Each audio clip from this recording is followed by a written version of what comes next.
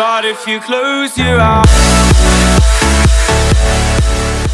Alright, today we're going to be talking about goals, and hopefully I can give some tips to help you reach some goals you may have for yourself. And the first thing is going to be understanding that everybody has their own individual life. Everybody's living their own life, and with that everybody has their own goals. So it's important for you to hold yourself accountable to your goals. Don't worry about somebody else's goals, or don't hold someone else accountable based on your goals. Everybody is on their own journey and their own path. The best example I have is this. When I'm sure everybody else did the same thing. When I was a kid and I would make a bad grade or something, I would come home and say, well, so-and-so made this, and it'd be a lower grade than I had, and my dad's response was always, well, I'm not so-and-so's dad. And as much as that frustrated me at the time, because I thought it was a pretty good excuse, but he was right, and he held me accountable to the standards and goals we had set for myself, and not the standards and goals others had. Obviously, when you're older, you have to set your own goals and hold yourself accountable to those goals, and not to the goals of others. Like I said earlier, everybody has their own life, everybody has their own goals, and just because this is somebody else's goals doesn't mean it's yours, and just because you have goals doesn't mean yours are right or theirs are wrong. This took me a long time to understand. I spent most of my time in college silently questioning why would you go out and party the night before you have to do this, and logically it made sense to me, but it's definitely not my place to judge their decisions if it's going towards their goals. Everybody has different goals, and everybody's on their different journey in life, and that's the cool thing about it. If you're striving and things you're doing or reaching towards your goal, you're not wrong. As long as you are in fact goal oriented, you're never going to be wrong in a sense. So some people obviously everyone has different goals. I've said that over and over. Some people have fitness goals, some people have educational goals, some people literally just want to be the life of every party they're at, and I don't know, those people are cool. I enjoy those people.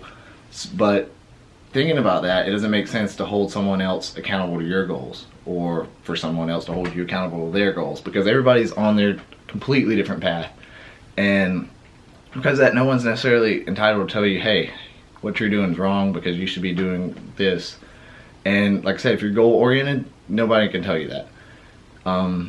If people are questioning what you're doing, chances are they don't have it figured out either. So focus on yourself, and in the next video we're going to talk about some things you can do to eventually help reach these goals. And I appreciate you guys watching. Part 2 should be out in a couple days. Thank you. Since in the last video we talked about respecting others and respecting your goals as well, let's dive a little deeper and talk about some things that you could potentially be doing to help reach your long-term goals. Obviously the first thing is going to be establishing your goal, and once you have that established, you need to learn what's your why. To me, that means analyzing your daily activities basically. What's your why for doing blank? Is it helping you get closer to your long-term goal of blank? It's going to be different for everyone, obviously. For a fitness example, does your desire to eat this donut outweigh your long-term fitness goals? Or if you have career goals, does going out with the guys and staying up late and not being ready for your meeting, does the desire to do that outweigh your long-term career goals? And obviously there's a time and place for everything, but it's a pretty easy test that you can run on yourself daily and really understand, like, you actually have these goals. Do they really mean a lot to you? Alright, so the second thing we're going to talk about is surrounding yourself with similar people who have similar goals to yourself or similar interests to yourself. And in part 1 we talked about respecting your goals and respecting others' goals, but you can be great at this, but it doesn't mean they're not going to clash at times, and that can be really frustrating. You and your best friend in the whole world can have or develop different goals, and they're just going to clash. And the best example I have for this for me is at my previous college. I lived with 2 guys that I thought the world of, and we just had different goals. They'd be up 2 or 3 in the morning drinking, partying, having a good time, and I'd be trying to sleep because I was going to wake up at 6 to go work out before class. And when this happens, somebody's always going to get the short end of the stick. And I mean, I'm sure I woke them up plenty of times when I was waking up early, and it affected their goals, and it's going to clash, and it's not a great situation to put yourself in. So I think to get the most out of the time and work and efforts you're putting in, it's huge to surround yourself with those who have similar interests and goals that you may. I think this even goes back to, like, in the first part when I was talking about my dad holding me accountable for my grades when I was in elementary school or middle school, whatever. And it's kind of like that. If I have a friend who has similar goals to me, if we go to dinner, we're going to go somewhere more nutritionally better for my goals and his goals as well at that point, instead of McDonald's, where somebody with different goals may go and it's probably a pretty tasty option.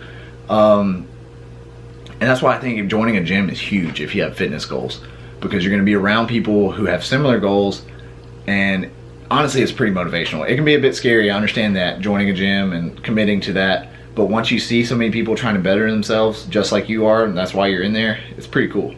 The third thing is going to be tracking and recording to reach your goal, but that's going to get a bit lengthy and we're going to have to wait to part 3 for that. So see you guys then. Thank you. Welcome back for part 3 of the goal setting series. Just a quick recap. In part 1 we talked about respecting your goals as well as respecting the goals of others. Part 2 we talked about surrounding yourself with people who have similar interests as well as similar goals, therefore you won't clash goals and end up hindering your success in the long run. As I mentioned previously, in part 3 we're going to talk about tracking your goals and recording your goals, and therefore hopefully reaching your goals in more of a timely manner through this process. Because this is the third part does not mean is the least important. This honestly is probably the most important for me. Growing up especially, I was never an organized kid. I had my stuff everywhere and my mom can vouch for that. But since I've learned to record and track my information, it's really helped my organizational skills. You can do it in many different ways. You can type notes on your phone, you can have notebooks, you can do a vlog, you can have an Instagram page. Anything that's going to help you record and track. I'm going to talk about some things I do personally before we go into this any deeper. Alright, I have these 3 notebooks I use. I'm going to just go through all 3 of them. I use them all on a daily basis. I handwrite my notes because it seems to make me think a little more in depth about it. This is the little red one that is my workout book. It has every workout I've done for a long time. It's almost full. And I pre-write them before I go in, obviously, and I have a plan when I get there, and it really helps with the organization of that. This notebook is simply my AM and PM weight with the amount of calories that I consume that day. It's really beneficial for tracking, obviously. This notebook's a little fancier as a Christmas gift, actually, and I also use this one on a daily basis. I start my day with this every day. It's a little more personal. It has a space for some spiritual reflection for me, a verse, as well as just a list of goals of things I need to get done that day, along with, at the bottom I leave a space for one good deed I did for someone else that day. Again, it's really personal, but I go back later and check off the things I needed to get done, as well as the good deed I hopefully did for somebody that day. Alright, so you're probably wondering what is the benefits of this super tedious work that I do every day, and it's actually proven to help you reach your goals in more of a timely fashion, believe it or not, just because you're going to be so much more time efficient. If you're going into the gym with a book like this with all your workouts written down, you're probably going to have a better workout and reach goals quicker, but you're not having to build a workout while you're in there, and you just get in and get out. Another thing that's going to hold you super accountable. When I write my AM goals in this book, I know they're going to be there when I get home at night. Like a personal goal for me, like I mentioned earlier, was to do something kind for someone else every day and write that down.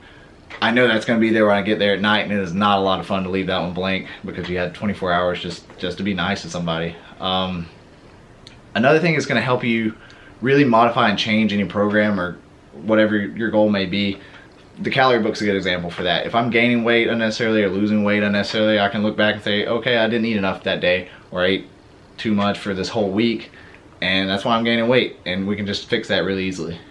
All of this being said, if you're interested in setting some goals for yourself or reaching some goals and working with me to help reach these fitness goals and nutrition goals, let's talk about them. Shoot me a message. Instagram DM's fine. You can email me, alwaysathletes1@gmail.com, or you can head over to the website and check out the program packages we offer for each individual time frame. The website's going to be alwaysathletes.net.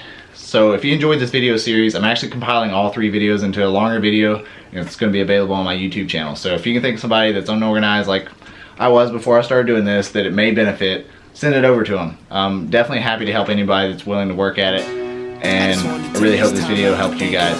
Thank you for your time. Welcome to Relief.